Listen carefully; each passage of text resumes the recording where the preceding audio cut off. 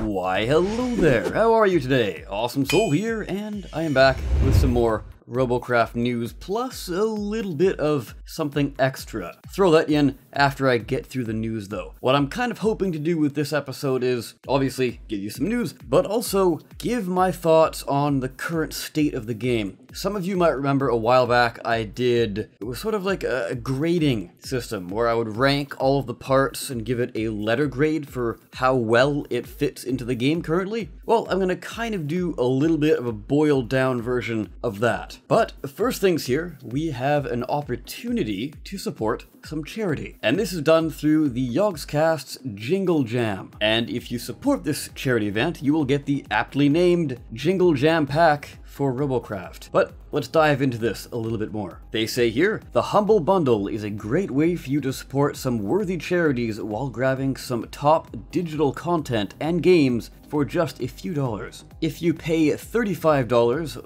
or about 26-20 euros, you will gain access to $847 worth of awesome stuff, including Robocraft's Jingle Jam pack, which contains the following items. You'll get 2 Yogscast flags, 3 days of premium, 12 crates, and 1 complete honeydew mask. Now, a fair amount of you out there are probably saying, well, that doesn't really sound like $35 worth of content. But of course, in case for whatever reason you kind of glossed over it, this does not just include the Robocraft pack. If you pay the $35, like they said, you will gain access to about $847 worth of games and other things. And what are those other things, besides, of course, the Robocraft pack? Well, if you follow the link they give, you can either pay $5, and this will give you a shout out on one of their streams, as well as 2 Team Fortress badges, or you could pay $35 and get, you better buckle in by the way, because this is a fair amount, Rust Early Access,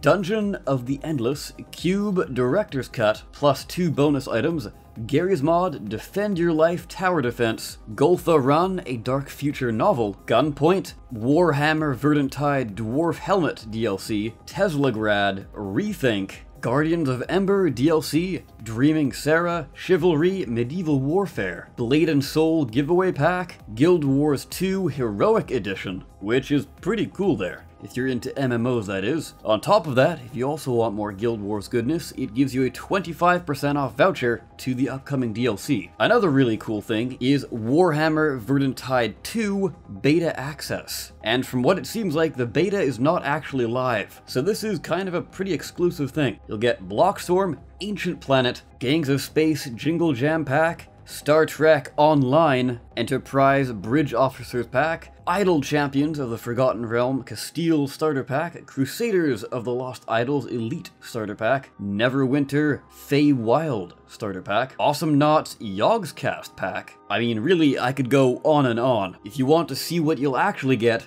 link to it will be in the description. And also, of course, this includes Robocraft's Jingle Jam DLC. The other really cool thing here is the way they're doing this Jingle Jam is sort of as a advent calendar, much like how Robocraft is kind of doing one of their own. Obviously, this means that each day they will announce a new item in this Jingle Jam pack. The best part, though, is if you pay the $35, you will get every item, including the games or DLC packs, etc., that have yet to be announced. So, if you're looking for a ton of games to play and you also want to support some charity, then perhaps stop on over there. Now, with all of that out of the way, we can jump into the second half of this video, and that is my thoughts on the state of the game. This time though, I do want to add in something extra, and that is give my thoughts on the maps as well, which is something I didn't do in the last kind of iterations of this. So, let's jump in and start off with the Earth maps. These, of course, will just be the official rotation maps. I'm not going to include the other custom games only maps. So, Birmingham Power Station,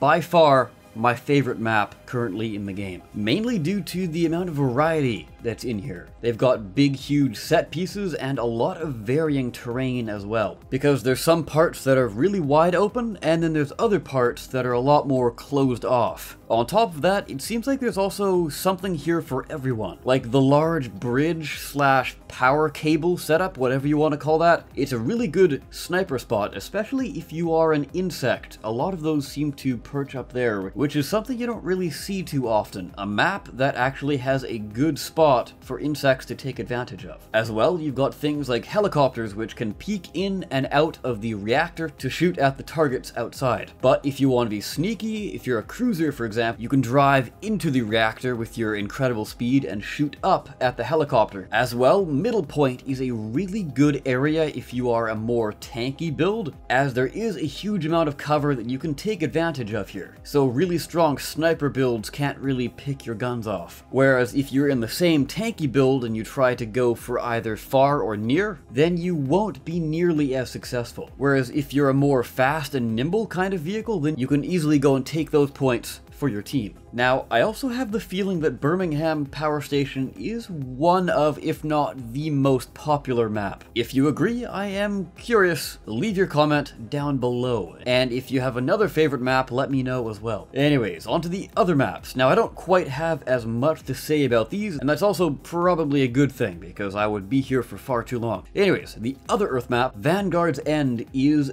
dare I say, my least favorite map, actually. Don't get me wrong.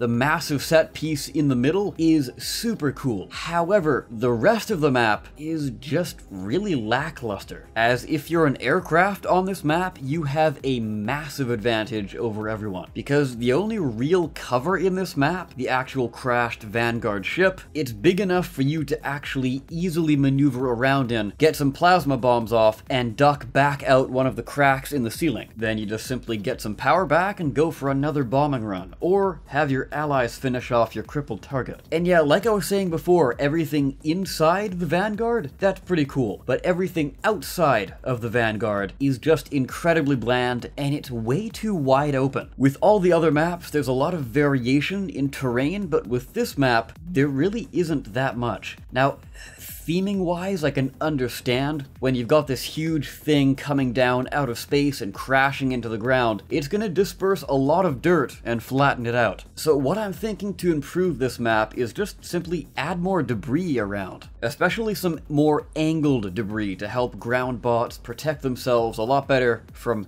air units. Sort of set pieces with an overhang is what I'm trying to get at. Anyways, Ophiuchus Valley, a really cool map, but no, but seriously, I do quite like this one, although it does have its problems. Especially at middle point, I find the gameplay around there is just a little bit too close quarters, if you ask me. If you have an ion and you're going for middle point, you've pretty much guaranteed a win there. Just because there aren't really any sight lines for you, so you can easily sneak up on someone in there. And by the time they see you, it's pretty much too late. Maybe if they're lucky, they'll be able to take out one ion, but generally ion builds pack 2 ions just because they are relatively lightly armored. Besides that though, it's a pretty decent map. The other one, Spitzer Dam, I actually quite like as well. The only downside here is aircraft have a massive disadvantage on this map. There really isn't much cover for them. Tihonium Canyon would be up next. And not a huge amount to say here. It's a pretty solid map. I don't really have any negatives against it, nor do I have really anything that stands out. And then Tharsis Rift is also a pretty decent map as well. I've always really liked the whole mushroom rock type thing, creating a safe area against aircraft. And I also do like the way this map uses changes in terrain, especially when it comes to elevation. So to quickly reiterate, Birmingham, a fantastic map. Vanguard's End, a rather lackluster map. Ophiuchus Valley, pretty good. Spitzer Dam, pretty good as well. Tihonium Canyon,